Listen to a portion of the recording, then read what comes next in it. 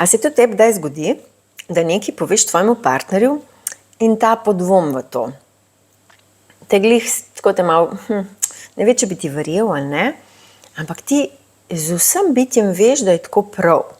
In veš, da mogoče se bo to zgodilo, mogoče dobiš celo kakšen uvid, kaj se bo zgodilo. Da rajš ne tega narediti, recimo, ko se pogovarjate o kakšnem projektu, rajš ne tega, ker lahko pride do tega in tega in tega. In partner te pa tako malo čuden gleda. Ja, to je čisto normalno, zato ker ženske imamo maternico. In ženske smo zaradi maternice močno intuitivne.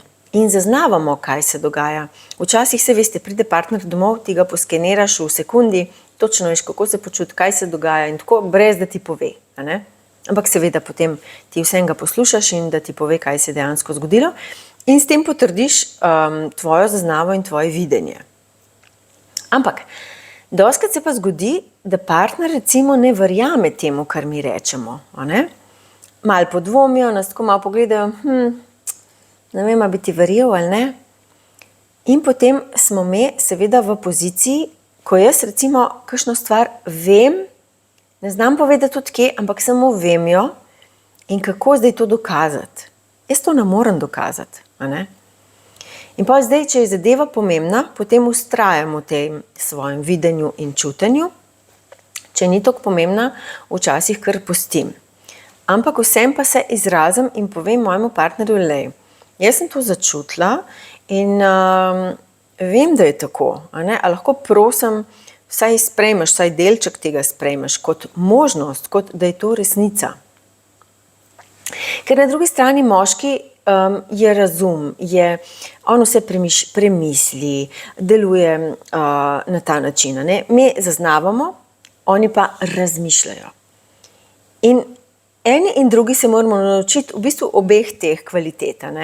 Ženske mogoče malo več tega racija, na drugi strani pa moški več intuicije in tako v bistvu se bomo harmonizirali. Zdaj, v partnerstvu, ko se spoznaš, je dobro vedeti pluse in minuse. Recimo, kakšni so moji plusi in kakšni so moji minusi in enako za partnerja. In pol jaz vem, jaz na enih področjih nisem tako močna, kakor je on. In potem se pogovoriva na tak način, da seveda, ko on pove, predelava stvari in narediva tako, kot recimo on ve. Na drugih področjih sem pa jaz bolj tista, ko vodim v pogovor ali pa recimo rečem, lej, to bi bilo pa boljš tako narediti. Enkrat se spomnim, recimo smo delali zunaj stopnice, moj partner zelo veliko sam dela. In stopnice sva si zamislila tako, bom rekla v teoriji, na en način. Pa me pokliče ven pa reče, lej, prid ven, a lahko pogledaš sam, kako to zgleda. In jaz, ko gledam, ne, to nikakor ne bo šlo čez. Če mi dva tako narediva, se bova direkt zaletela v hišo. Stopnice morajo biti takole na 2/3, se pravi 1/3, ki že gledaš dol, ker imamo pol navzdol, imamo še stopnice. In 2/3 si lahko nekako v hišo, zato da se ti tukaj odpre, bla, bla, bla in tako naprej. Ja, in on me je upošteval, rekel, ja, bravo, dobro, da si povedala, dobro, da si prišla glih v pravem času. Ampak, jaz se zavedam, jaz lahko tukaj nekaj teoriziram, pa se delam pametno, ampak on je pa dejansko te stopnice pol naredil. In so zaradi njega zdaj tam in zaradi njega lahko hodimo po stopnicah. A vidite, koliko je to vse povezano? Mi, ženske, imamo vse neko več vrednost, tako da moški so pa manj vredni oziroma moški so pa taki, pa taki, pa taki. In na drugi strani seveda moški enako govorijo za nas, logično. Ampak dajmo že enkrat to nehati delati, dajmo prepoznati, kaj pa moški vse daje. Moški je dejansko, brez njih ne bi bilo nič, ne bi bilo hiš, ne bi bilo, ne vem, stvari, ki so si jih izmislili. Oni so močnejši fizično, oni lahko ful veliko stvari naredijo več, kot mi. Mi smo pa na drugih področjih dobre. In dajmo prepoznati ta področja, dajmo jih nekako skupaj dati. Zdaj seveda, če je eden ali drugi preveč trmast, pol to ne bo šlo. Imamo to take, ki nočejo in ne bojo sprejeli ženskega mišljenja, ma kaj si je ona mislila, Tudi taki so, ker so bili tako vzgojeni, ker so jih tako prepričali doma. Ženska je samo za to in to, pika. In mi zdaj razbijamo ta prepričanja preko sebe, preko svoje izkušnje in preko svoje lastne integritete. Mi, kar bomo povedali, moramo stati za tem.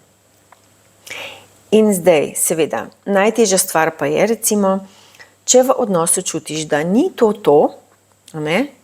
In ti točno veš, da ni to, pa vseeno vztrajaš, potem trpiš.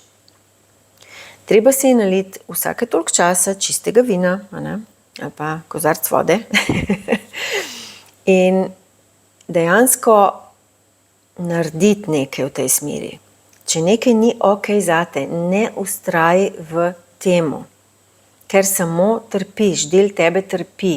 In potem bo enkrat to zbruhnil ven in ne bo v redu. Ne? Enako pri moškem. Enako. Obe strani rabita si priznati, da to recimo ni to. Seveda je treba delati tudi na teh vzorcih, na prepričanjih, na projekcijah, ki jih imamo.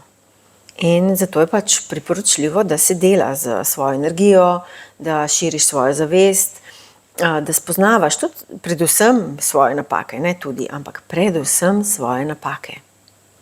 Ker mi nismo popolne, moški niso popolni, nihče na tem svetu ni popoln. Samo to je zelo težko priznati, ampak vseeno, zdaj, če tole gledate, mogoče si vseeno napišete na lista, ne, pa si priznate te svoje pomanjkljivosti, pa na drugi strani partnerjeve pomanjkljivosti, pa svoje pluse, pa na drugi strani pozitivne stvari pri partnerju. In potem vidite, česa je več. Ne? In če ne gre drugače, se odločiš na podlagi tega, da z nekom nadaljuješ nek odnos. Lahko je tudi to kakšen drug odnos, ne? Ampak ja, partnerski je eden izmed takih zelo pomembnih odnosov v naših življenjih in vidite, kako in kaj naprej. V glavnem, ja, sprejemati sebe takšne, kot smo, moške takšne, kot so, seveda pa rast skupaj, ne? Se pravi, najdete načine, da se podpirata in da rasteta preko tega odnosa, ne? Ta odnos je vseeno izbran s tvoje strani, ne? Je bil prostovoljno izbran. Tako da, ja, če si zadovoljen v njem, ok, če nisi, pejte v eno smer, da si pomagate. Ali neke skupne terapije, delo na sebi, ne vem, karkoli. Danes je že toliko na voljo, da se da veliko stvari narediti. Tako, to je to za danes, drugič pa še o kakšni drugi stvari. Čau!